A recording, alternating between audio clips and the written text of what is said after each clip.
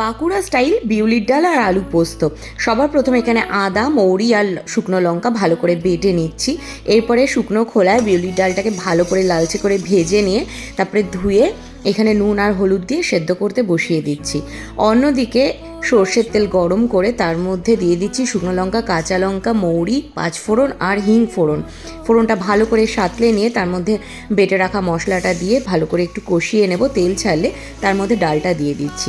এরপরে একটু কিছুক্ষণ ফুটিয়ে নিয়ে তার মধ্যে দিয়ে দিলাম 1 চামচ চিনি। তারপরে ভালো করে নেড়ে চেড়ে নামিয়ে উপর থেকে দিয়ে দিচ্ছি একটু ঘি। তাহলেই রেডি হয়ে গেল বিউলির ডাল।